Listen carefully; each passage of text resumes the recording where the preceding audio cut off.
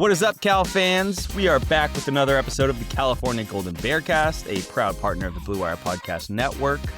We are joining you after the Virginia game, and we are going to kick it off with a little bit of the Bear Essentials. We're going to hear from our guy, Ron, who's going to talk about a player that may not necessarily bring joy to us as Cal fans. All right, so without further ado, let's hear from our guy, Ron. I mean, that's what these young guys have to understand is what's at stake every time you get on the field. You have to understand how important it is to put it all on the line. I mean, when you watch the way Christian McCaffrey plays, he understands what's on the line. Every time he gets a chance to touch the ball, he's playing to his ability. That's what these young guys, in my opinion, I like to make sure our guys are learning these things, that, hey, every time you're on that field is an opportunity to take another step forward. All right. That's Ron Rivera on the Ron Rivera Show with Murph and Marcus. Rob, how's that feel? You wouldn't let me buy a CMC jersey. I still wouldn't let you. Oh, I'm close. I'm close. Like I'd much rather you buy a Brock Purdy or a Ricky Pearsall jersey before a Christian McCaffrey jersey. I have a Purdy.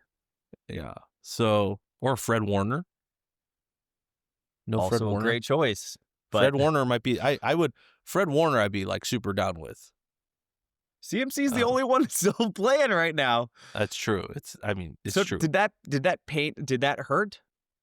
Listening did that hurt your ears? Listening to that in particular? Yeah. I mean, it's they're not untrue facts. I get what he's trying to do, and I get what he's saying. Like, you know, the other what's it, the radio little snippet we played, remember a couple weeks ago, about him talking about why he got the Riverboat Ron nickname, and how he needed to generate his own luck because the players he realized or felt like the players didn't really believe in themselves and could turn it around to become a good team. And that's why he needed to generate that. And that's why he decided to go on fourth down a bit more often and not play conservative. Like it's that entire, it's the same storyline and the same narrative he's trying to galvanize the fan base with.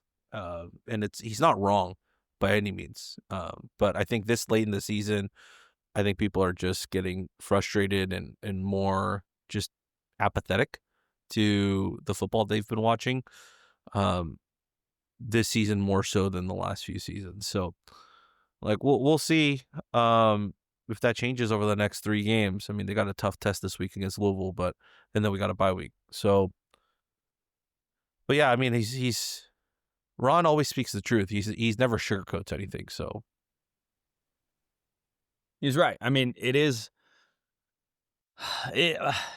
tough at this point, I think, to say, like, is it a matter of player preparation that's holding us back? I don't know if it is on the players at this point. I don't necessarily feel like we've taken advantage of the opportunity that's been put in front of us.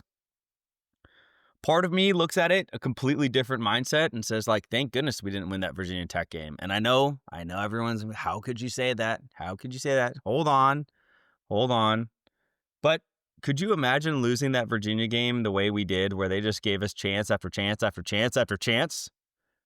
And we were on the precipice of moving to, what would that have been, 7-2? Is that right?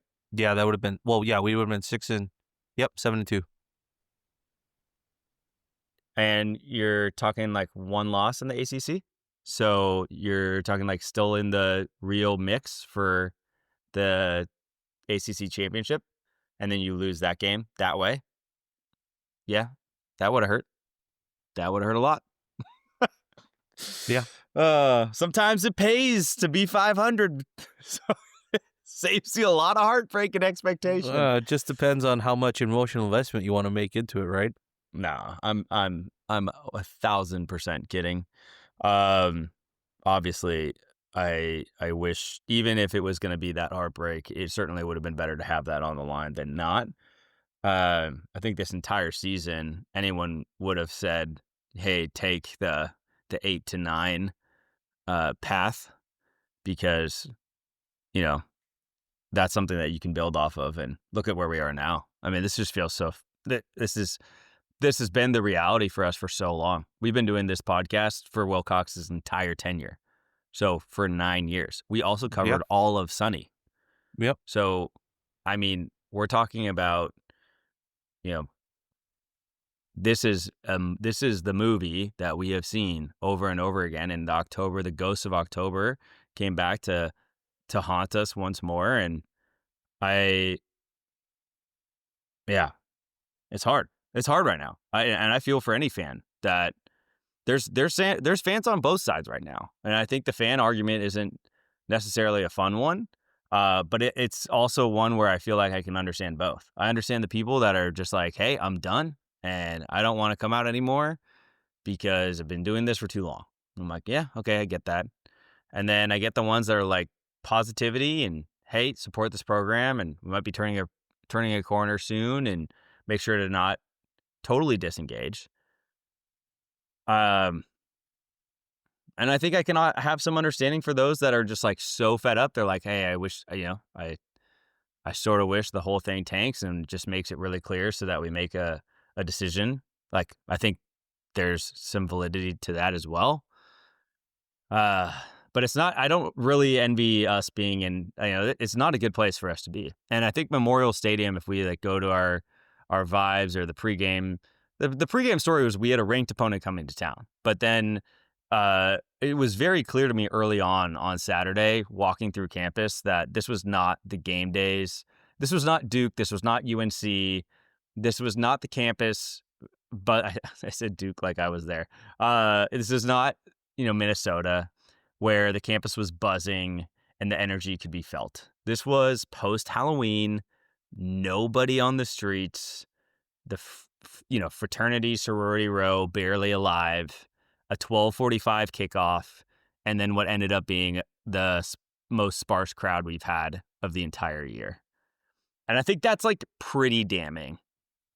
But I also like the people that are like, the student section was half full. Please, come on. It's been like 15 years for me, and I can still understand why the student section was half full. It's a 12:45 game. Yep. The day after Halloween. I genuinely think this is also like, I don't think it's a major factor, but a minor factor. This is like the negatives of us joining the ACC and moving from the Pac-12. Because I feel like if this was number 15 Oregon or number 15 Utah coming into town, I think there would have been a lot more buzz around it. There would have been a lot more interest in it, regardless of where we were and what the football was looking like. But like, I mean, I'll be totally frank. Like, I knew UVA was ranked. I didn't know they were ranked 15th until I got to the stadium. Like, it's just like it's just even the common fan probably like. We discussed this, right? There's not a lot of ties to the ACC teams yet that has those draws of like, yeah, we barely beat them last year, or like we barely lost them last year. Like I'm back for the rematch game. But we don't kind of have that with the ACC yet. And so that has to be kind of like a 2% factor into, some of the attendance as well, along with, Halloween and everything that you listed. I think are all viable reasons to what it looked like. But to be fair, like, Andy, you were sitting on the shade side of the stadium, not the other side with the blazing sun. It kind of filled out in the ESP seats and the chairbacks. Oh, alumni side was really solid. Yeah, I'm sure you saw that better than I did. It felt like that side was packed. But yeah, Sunny side, and look, that's why we have the season tickets. Right, that's why I chose that area to be. Is you got to be there with the toddler gang that we had. I think the ACC move. I think that's a really good call out. The fact that this just no one knows what a Virginia program is all about in the slightest, and that it just doesn't have the same appeal because it's just kind of like an unknown. I do also, in the same breath, want to shout out the Virginia fans. They showed up really well. they might have showed up better than, some of our Pac-12, like Washington State, Oregon State. Like, I've seen worse crowds from a visiting section. And there were a lot of Virginia fans that were scattered on the alumni side as well. I was pretty impressed, especially at Oskies Village before the game. Really good number of Virginia fans. And by the way, the first playoff ranking, I know this is obvious because they're in, I think, the first place in the ACC, but they are in the playoff. That was a playoff team as it stands today. As of right now, yeah, they are. That was rolling into California Memorial Stadium on a Saturday. Yeah. I don't know. I mean, look, the one thing I will say about the attendance of visiting fans, it's reciprocated for us when we go to the East Coast too. I think the whole idea of, let's say you're a Virginia grad and you live in the Bay Area all your life, or like after college, and your team hasn't come out here, or you live in LA, or you live in Washington, or you live in Oregon, like even like Vegas or something, and you just haven't seen your team play, but your team's playing on the on the West Coast on a pretty easy flight. I think a lot of fans make that trip. I think that's why Cal fans have shown out pretty well whenever we've traveled east. The Virginia Tech game, I think there was still a solid group there. I mean, Boston College, of course, there was a huge group there. I think that's why you're seeing this, is because there's a lot of East Coasters or West Coasters for their respective programs on the other side of the coast that they just haven't seen in person in a while, and you're willing to make that trip. Yeah. I mean, it's still a Saturday commitment on a beautiful day. Yep. And the fact that they're showing up, and yeah, it's really cool. I think that's great, and I hope everyone had a good time, a good experience, and I know I did. And Oskies Village was awesome. Having two roughly 3-year-olds running around there was a great time. And shout out to DJ Miggy, who was a fraternity brother of mine, who was DJing at Oskies Village on Saturday, which was so cool to see him. I haven't seen him in like 5 years, and he was like one of the first people that I ever learned how to DJ from. So just amazing. Always a reason. There's always going to be a cool story for someone to show up to Cal game. I also ran into a fraternity brother I don't think we had seen since since maybe graduation. That feels like a long time, but last decade. It's amazing. It was cool. Super fun. Yeah, I think all in all, like at least for you and me, the Cal games, the football is there, but it's like a 1A, 1B thing, right? Like 1A is the football, but 1B is also just the friends that we get to see every week, the community we get to see every week. That's just a part of the game day experience now. And it's like that's always a positive. That never takes away from the game day experience. 1000%. And you can see the foundation that I think Oskies Village, in combination with what they do, with what was formerly known as Maxwell Field, or maybe it's still known as that. There's a lot that you can kind of show up to.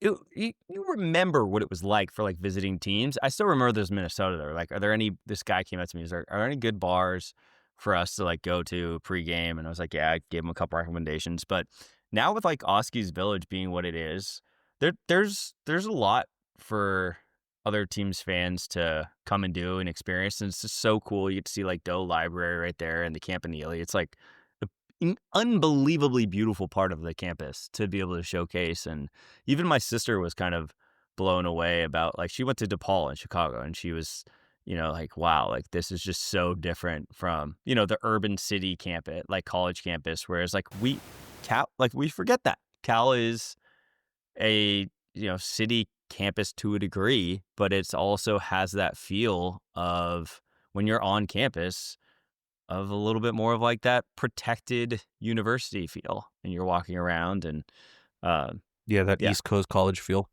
Yeah, I wasn't gonna go Notre Dame because that shit was like exceptionally manicured. Everything was perfect. Like there's not a blade of grass that wasn't perfectly cut on that. So I was like, amazing. Yeah, it's really truly something to behold. But yeah, I mean, that's the specialness of Cal. Always will be.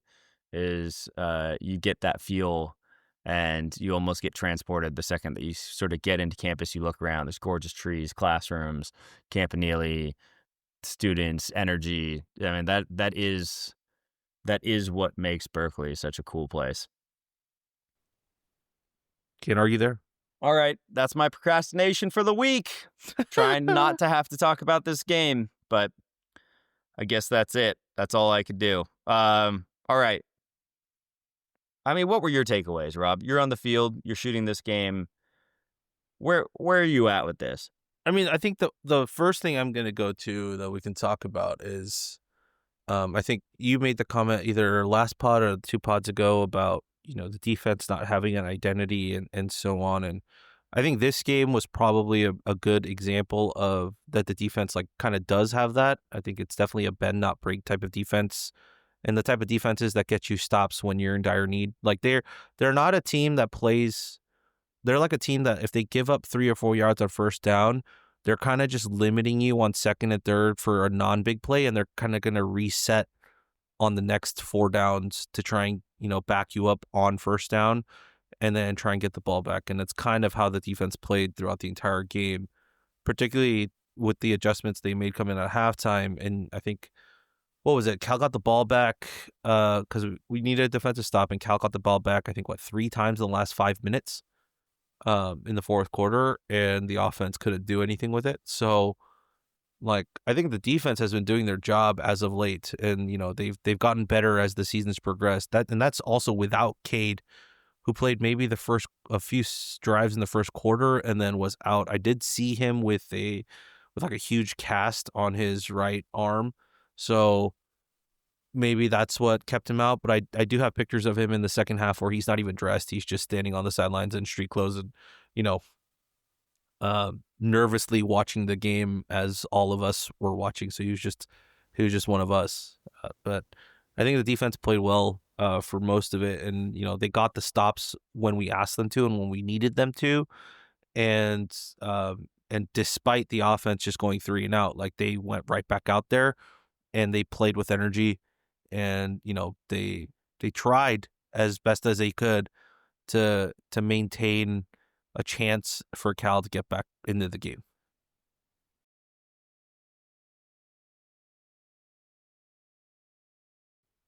Yeah, well, one, you're coming out swinging. Sheesh, taking me down for a take, my take from 2 weeks ago. But I will do what I do. I'll push back here. I mean, I think this is so maybe I could go with you for your saying, hey, we've found the identity, but I don't think this is what our identity has been. And that's what the identity of our defense was under Sermon. And certainly if you look at week over week progress, we tackled way better. We understood how to stop the zone read way better. So there was progress. It was very clear that Wilcox did exactly what he said he was going to do, which is go out and, hammer down the fundamentals here. And I don't know what to make of Cade being out and the defense sort of stiffening up a little bit better there or not. I think you've been really right on with that one, which is we've probably just been asking too much. But overall, maybe if we're setting the foundation for this team going forward, maybe we become that for the last, I don't know, how many games we got left? 3? So it's a little too late for me. It's that identity should have been established in the summer. That's what summer camp is for. That's what the whole point of having a defensive head coach is that's the identity. I think that's the thing that has befuddled people is this program was built on an identity for years of defensive prowess. And then this year has lacked even the basic fundamentals. So I think that's the piece that's really hard. That's why I say there isn't that identity. I just don't know. Can you really find you can find your identity late, but it might be it might be a little late right now. And I don't know. I guess I'll keep my eye out for the Louisville game, Rob, and see if it changes. But overall, I would have loved to have seen this take more shape against a Duke where you force them to play your style of football, whereas I think we played their style of football and eventually just couldn't keep up with that because we were playing out of identity. To go even further. Yeah, I mean, this is the first year, at least defensively under Wilcox, where we've had to really make over our defense in a single offseason.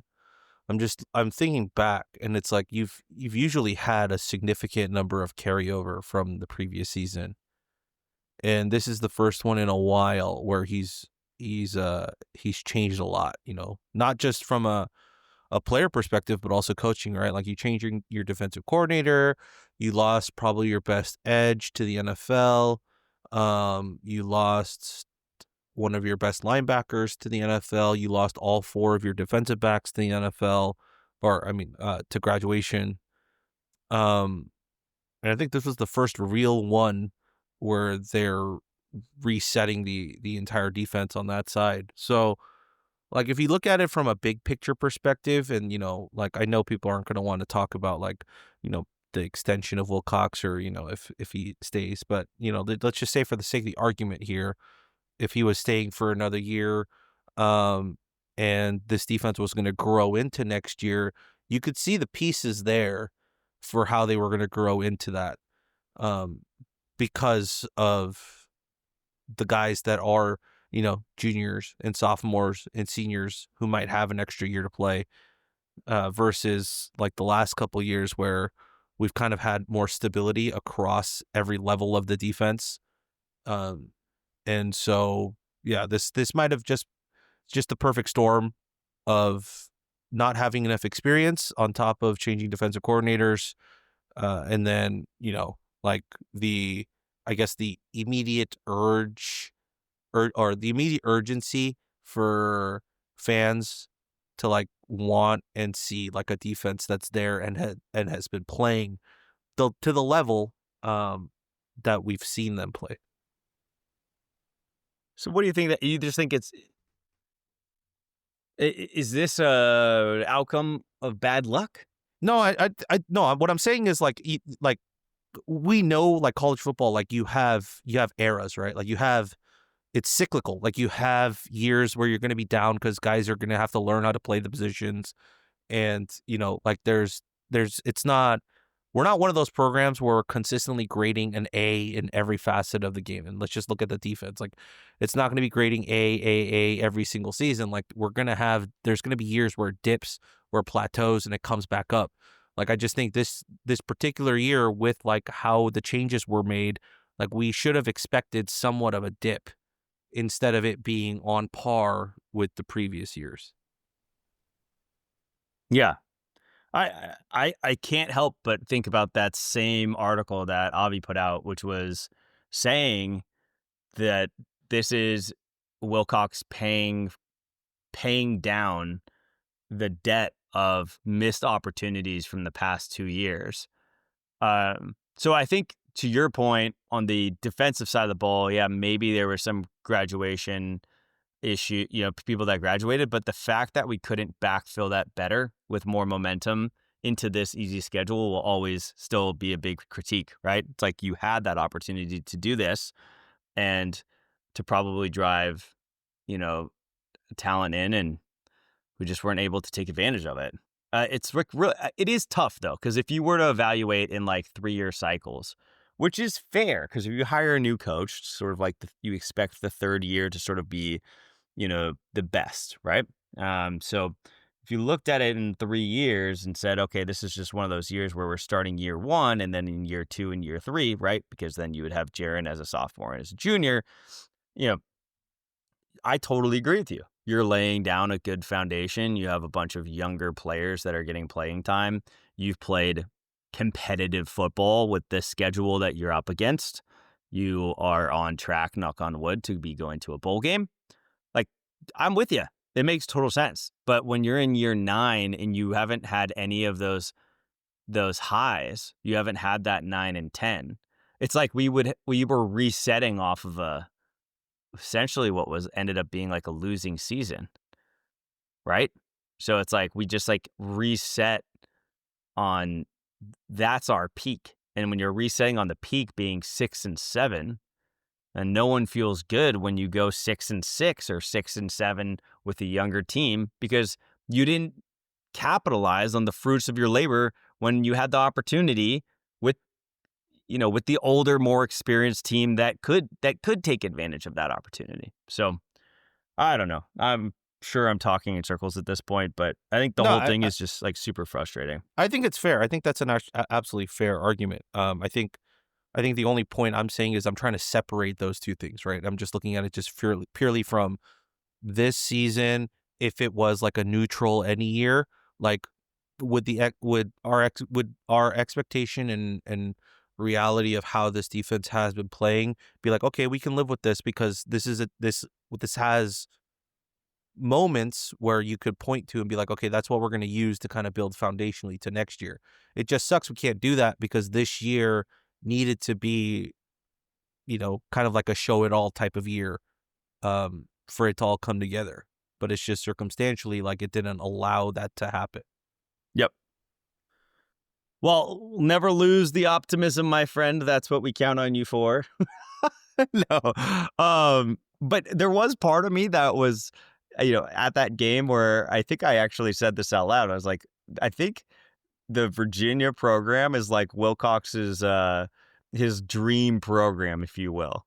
That's like if he could have like that O-line run first, big long drives dominated by your ability to just run the ball over and over and over again, convert on passes when you need it.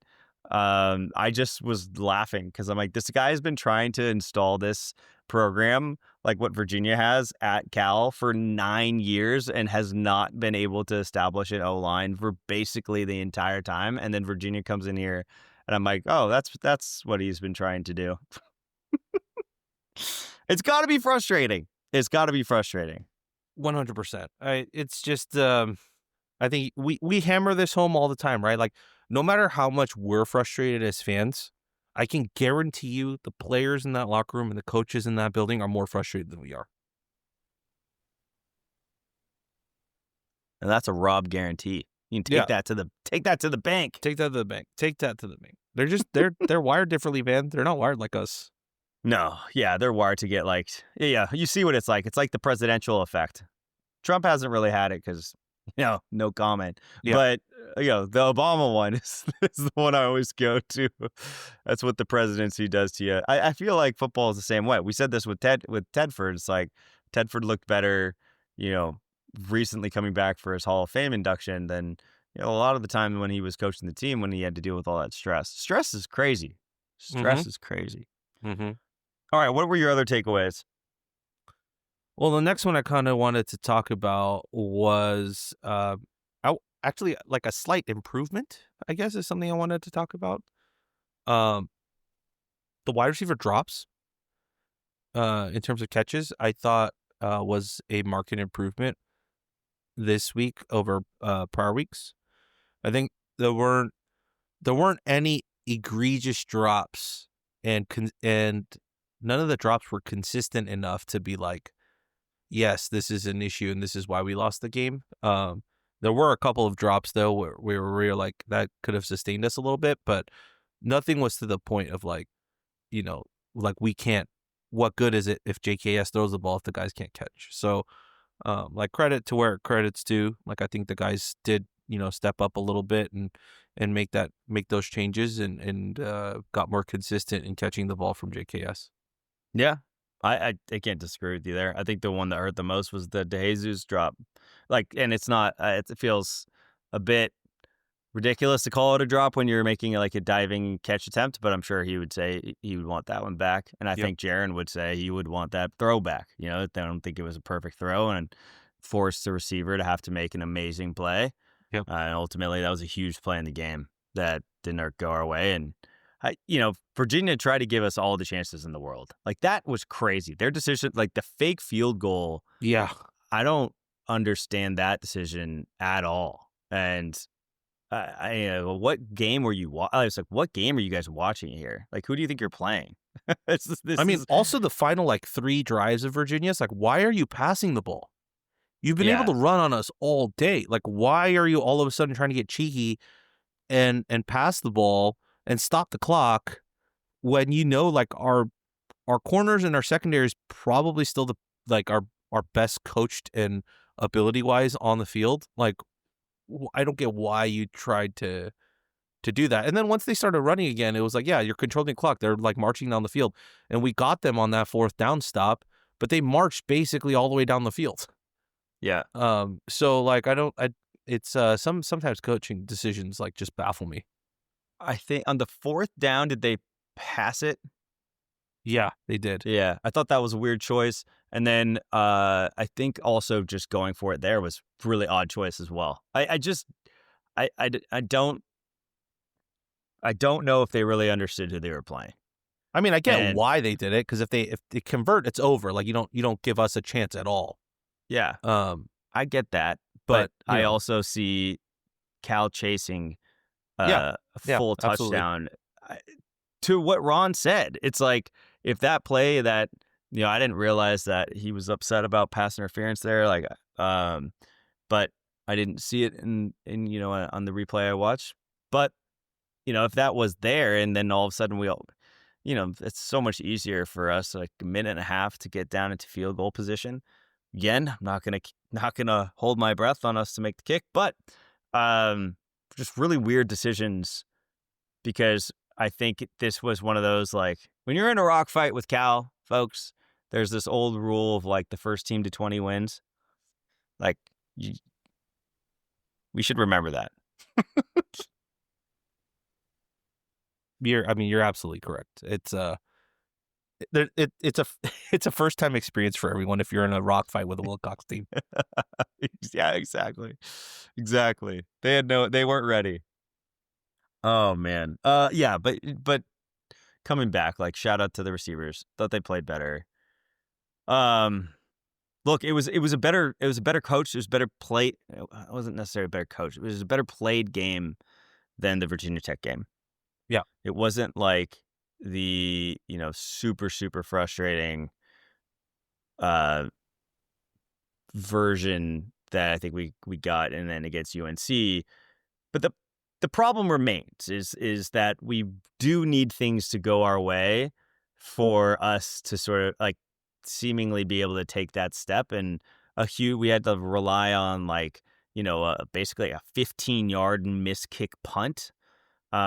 There's just a lot that I felt like with all of this going our way. Remember like when you said the bounces are going our way this year? Yeah. I think the bounces are going our way this year. Yeah. And we're still losing. Yeah. And that is even harder to stomach than when they're not going for us.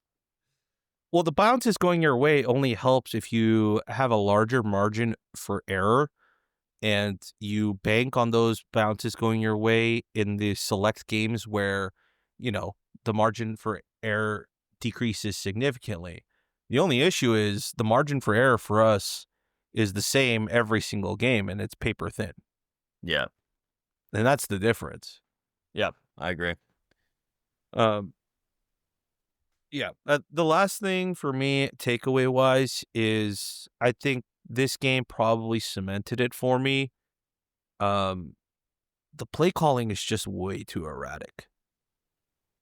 I just don't get it sometimes. Like, how like I was talking to you about where are more of our gadget plays, where are our misdirections, where, like, if we're not getting separation basically one-on-one, then the least we could do is gain some motion and do some, pre-snap moves so that guys get a little bit more of a runway to making runs. Like, and we did that to start the game. I think the first play of the game or the second play of the game was a Quran Adams, like, orbit motion play, and we got him the ball. But then, like, we never saw that play ever again. And, like, it was effective. But, like, I don't get why we constantly go away from something that's effective. Like, I would love to know an offensive coordinator's, like, thought process in it, because I understand the game theory of it, of, like, if I do this when they least expect it, the percentage of the success rate will jump significantly. That makes sense to me in my rational mind. But like, also as someone who, like, plays video games and does, competitive, on FIFA and whatnot, like, I'm going to keep hammering the same thing if it gives me success until you stop it.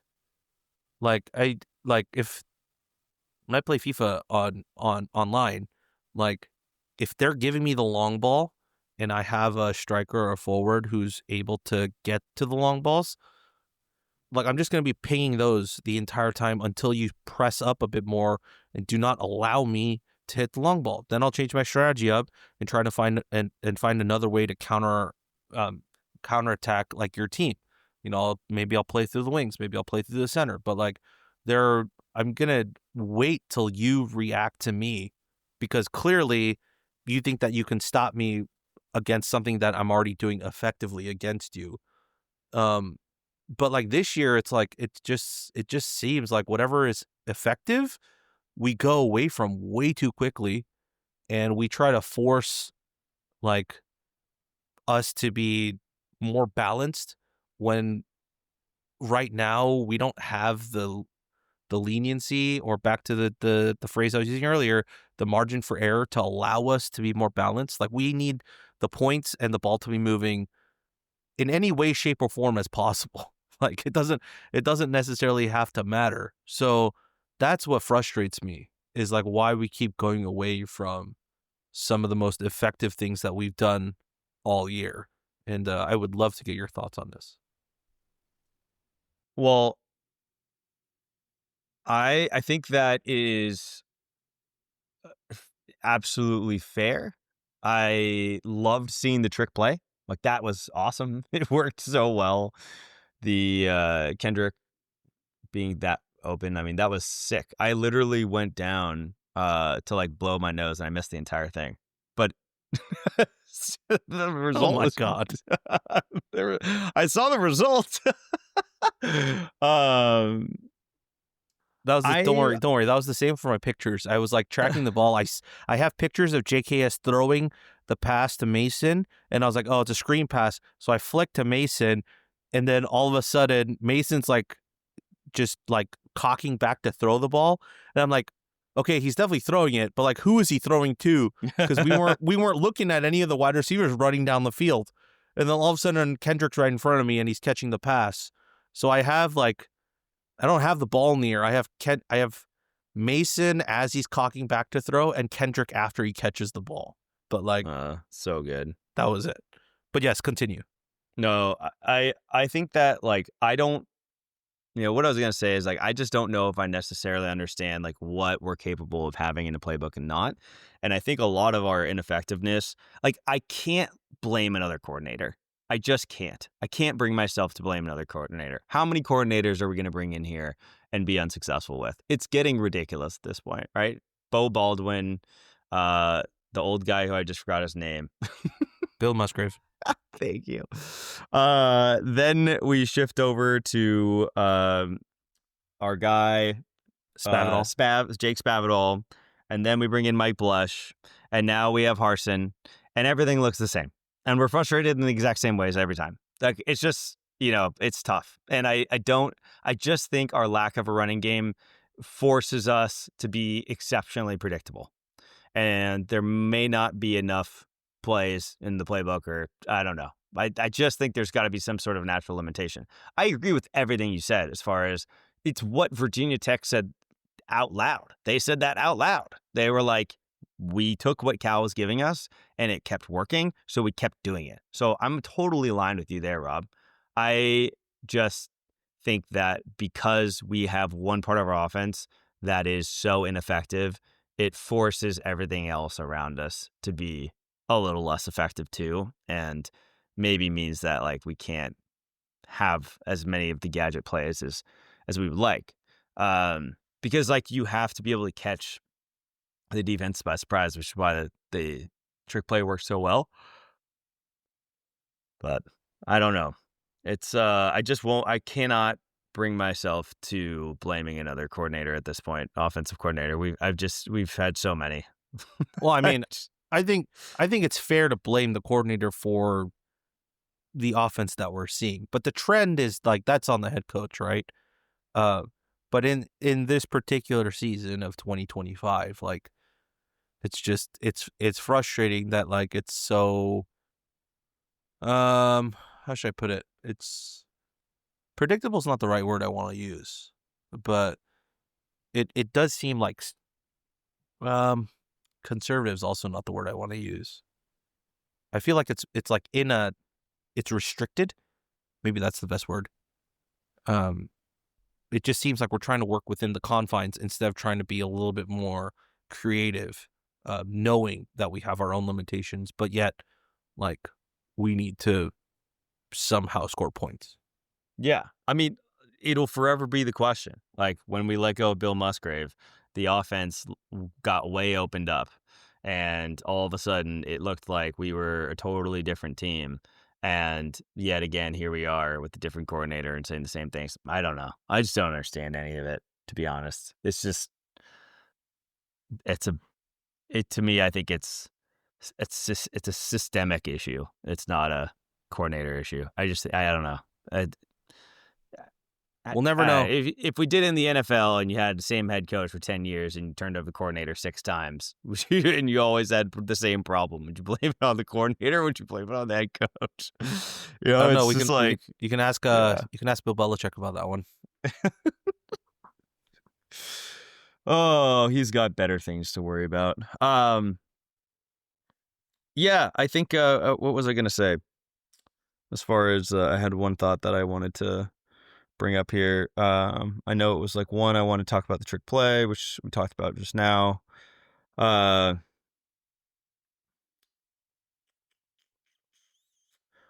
yeah, I had one little funny one to round us out. Good friend of mine, listener of the pod, Jamie, friend of the pod,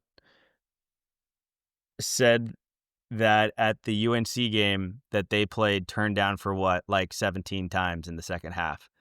And I didn't remember, might have something to do with all the Oski beers I had, that happening as much as he had said. So it didn't happen that much in the first half. And then I swear in the second half, it got going. And let me tell you, we played turn down for what? Over and over and over and over and over. Did you notice that, Rob? Have you noticed that? I haven't. I genuinely have not. Now that you are aware, and anyone listening to this, so I'll have to report back like at the SMU game because I won't be there. Yeah, I'm gonna have to write it down every time I see it or hear it. For it, once you're aware of it, it is amazing how often we play that, and we do the little drum roll up and it's so good. It's absolutely hilarious. So yes, shout out Jamie for that. It was a good time laughing, and look, we had so much fun at the game. That little section, Rob, which I know you know where we're at now, it's like we're kind of taking over, much to the like our neighbors I don't think are loving it, but we're consistently adding more and more people that are coming by and like, oh, these seats are dope, and you know, have kids similar age. So our whole goal now is to take over the entire row if possible, and then ideally the row behind us. So it's I agree. Like, it's such a fun time out. It's a great way to spend the Saturday. And it's just unfortunate that there wasn't a better result for us to celebrate. And I hope that we can start to build the expectation. Like, I think my own patience is getting to the point where I'm like, I'm really eager for us to like actually build a competitive program and like make a statement saying that like, yeah, we've talked the talk and now we're going to walk the walk. Mm-hmm. I think Buster Posey walks the walk, right? He's like, we're boring. You guys say we're boring. Cool. We're not going to be boring anymore. We're going to go and get Willie Adonis. We're going to go and trade for Rafael Devers. We're going to go let go of Bob Melvin, who's been one of the more successful managers in all of baseball. And we're going to bring in a totally unproven coach who's going to light a fire in that clubhouse. And we have no idea how it's going to work out. You guys wanted not boring? Here you go. You know, it's like, I think I want a little bit of that. Just like unfiltered, unapologetic. We're going after this with everything we got. And I don't know how it's going to work out for the Giants, given how, I won't even talk about it, but how baseball has gone been pretty miserable. But I do think that there is something for somebody that says, hey, we're going to change this and I'm going to make it happen. And now you're watching it happen. So I hope, I'm excited to see what that can potentially be. Yeah. I mean, if you want to talk about miserable baseball, I mean, I could talk about miserable baseball for a while. I already forgot who you guys hired as manager, but it wasn't Albert Pujols. Don't even get me started on that. I texted my Angels group chat with a couple of buddies, and they were like, I was like, I hate this timeline. And one of them texted back saying, this is now a Lakers group chat. Oh, man. So, yeah, I'm not having a good time. Baseball's not the sport I'm going to be paying attention to next year for sure. Maybe the Giants, if I go back to shoot a few more games for the Giants next year. But yeah, it's what I was hoping would happen would be that we would get Ha-Seong Kim to come in and pair up because he's best friends with Jung-Hoo Lee, and that even more reason for you to come. I mean, he is declaring for free agency, so who knows? Maybe he does make his way over here. And he opted out of the Braves? Yeah, he did. I didn't know that. Yeah. Okay, I'll go back to rooting for that. Yeah, that's a possibility. If I remember, is it him or is it someone else? It might be someone else, but they're related because they married the younger sister. I think it might be the shortstop for the Dodgers. For the Dodgers. Yeah. Yeah. Yeah, but I mean, I think that's a good call out. I think, you and I both resonated hard with what Buster said in his opening statement when he was hired, right? When he said, we're in the memory making business. And I think that's kind of how you have to look at it for the fans, if you're in the administration at Cal Athletics as well, that, you might have left this to his own devices for too long, and that you missed out on a good 10 years-ish worth of fans, not, because of Wilcox's performances on the field, but just, in general, for football and for basketball. Like, you just kind of left it there. And so you missed out on a lot of people and a lot of students in particular making memories with those teams like you and I did. And that directly plays into the donorship, right? Because it's like those guys are in their 20s when they graduate, and they, with their fond memories, probably into their late 20s and 30s, maybe some of them get really successful. And that's a new pool of donors that you can tap into. But if they don't have any connection, memories, anything to any of those sports programs, then it's kind of awkward to call them up and just ask them for money. So, I hope they do change that direction, and we'll see what that looks like moving forward. But for now, it looks great. I mean, you haven't seen this funny story, but our buddy Ben, who makes stickers of late and does the Golden Nuggets on the website, he created the sticker of E.T. Did I send you this one, Andy? No. So it's a screenshot of E.T., right, when he's on the bike with the blanket, and they're bicycling down the street. He cropped that out, and he put Oski's face on E.T., and then the kid riding the bike he replaced with Rich Lyons riding the bike from one of my pictures that I took when he was on the bicycle a couple games ago when he came onto the field. Nice. And we somehow found a way to get it to the chancellor, and then the chancellor's office reached out and said he keeps it in his wallet because we only gave the person one to hand off to him, and the chancellor was asking if there was a way to get more. So nice. Yeah. So I am currently in conversations with Maya, who's the director of external relations at Cal, and ordering more stickers for her to hand off to Rich Lyons so that he can give to his kids and also hand out to people of him on a bike with Oski as E.T. So, that is so cool. The cultural awesome. victories this season have been nonstop, much like last year. Dude, So Diana's dad was named the Volunteer of the Year in Orinda, and one of the pictures he put up was him, his wife, and Rich Lyons. shout out Carlos. Shout out Carlos. Shout out It was, Carlos. it's yeah, I agree. The cultural wins are rolling. Yeah. So, look, if anything, the last few seasons, particularly last year and this year, it genuinely, and I don't mean this, I mean this as a half joke. Like, it's genuinely about the friends we made along the way.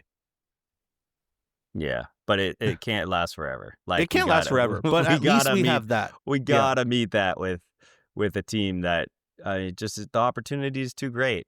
The ACC is just so mediocre, and it's not going to be mediocre forever. Someone will step into this opportunity, and my fear, as it has been on this pod all season, is that it's going to be Stanford. It could be. It very much well could be. I mean, they got the $50 million, donation set up. Although the wording on that $50 million donation does seem a little. Yeah, it's not like full on 50 mil, like drop the bag in front of the correct. Yes, university. It's more of a, when you need it, you can ask me and I'll tell you how much I can give you. Yeah. So we'll see how much that stretches, and we'll see also how their NIL program works. At least for that, in that regard, Kevin Kennedy and other folks have done a miraculous job for us. So,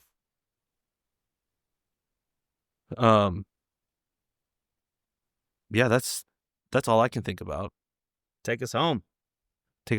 I mean, look, basketball season just started. The women played in Paris on Monday morning. The men played Monday night in Berkeley against Cal State Bakersfield. The women, great game against ranked Vanderbilt. They were up at halftime, and they just couldn't figure out the turnover situation in the second half, and that's kind of what led to their demise. But in that one, I have high hopes for the women's team after seeing how they played against Vanderbilt. The men's team, first time in a while that we've won the first game of the season handedly. It was like a 30-point victory. It was 10-point difference at one point, and then I was like, oh, are they going to stick around? And then it grew to 20, and then by the end of the game, it was basically 30. We played all our walk-ons basically. At one point, Andy, on the court, we had both a Marbury and a Pippen, both on the court at the same time. That was an incredible moment. And so basketball season is in full swing. The men play tomorrow night. So we're recording Wednesday. Men play Wright State, I believe, Thursday night. So basketball is now in full swing. It's a great time. So if you have the ability, come out to Haas. You might get a chance to see Scottie Pippen. Scottie Pippen was sitting courtside for the game on Monday. That was, holy crap, was that an incredible moment. He looked so angry at you. He was. I was so shocked that he was going to look straight into the camera. I was so scared. He looked the man enjoyed his nachos. Mad. He looked so enjoyed mad. his nachos. He was just sitting there. Were you paparazzi Rob again? Goodness. Well, I wanted to get a picture of Scottie. You need to create an alter ego on Instagram that is paparazzi Rob. But I take paparazzi pictures of people that you don't know. Yeah. Just random folks. Yeah. But yeah, Scottie's there. Maybe he'll be there tomorrow too. But it's super cool. It's so cool that Scottie's there. Yeah, and the team played great. I have high hopes for this team as well. Not like NCAA March Madness type of hopes, but I think we can get to it. I think this team's good enough to get to postseason. So we'll see. We'll see as the season progresses. Their big game, Andy, of course, is they play UCLA at the Chase Center on Tuesday, November 21st, 25th. So one of those two. Ooh, I'm out. So yeah, but that's the big one. They play at Chase, so that'll be a fun one, and that'll be a good test for the team. But I'm gonna make it out. Like I might come tomorrow. 7 p.m. 7 Wright p.m. State? tomorrow, I think. So, yeah, that's a who knows who they are team, but I can't decide if it's like tomorrow, maybe Monday. But I mean, the out of conference schedule isn't great. There's no real marquee opponents outside of that UCLA game that we're playing at Chase. That's fine. Get wins. I don't care about the non-conference stuff. Yeah. Or, I mean, for me and some of the basketball guys, it's like we would have liked to have a couple more just so we can get a better gauge on if the team's good or not. Yeah. I'm fine playing Presbyterian. Go get your wins. But the thing is, if you lose,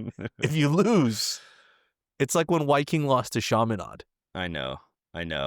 Those eras, the Mark Fox and Viking Jones eras. We went through basically 6 years of hot garbage basketball. God, I can't believe I was there for all of it. Yes, you were. Oh, God. All right, take us home. All right. Well, that wraps it up for us here on the Golden Bear Cast. If you are listening to us, you know where to find us. All our written stuff's over at redforcalifornia.com. You can email us, goldenbearcast@gmail.com. You can find us on Twitter at goldenbearcast. And that is it, folks. Louisville for football, this coming Saturday, 4 p.m. Watch party for Right for California, of course, is at Headlands, so come on by. It'll be a great time once again, per usual. A couple of the guys won't be there, though, because they're going to be at Louisville. Avi is making the trip to Louisville. We'll see with the current government shutdowns and all the air traffic controller shortage situation. We'll see if he actually makes it there on time and if he gets back from Louisville on time as well. That'll be a trek. The guys were actually looking at like trains and how long that would take. It's a long time. It takes like 36 hours. It's a long time. Yeah, it's a long time. So, but they're looking into it, so we'll see. Maybe we'll have a fun story to tell you guys come next week. But that's it for us. And as always, go Bears. Go Bears.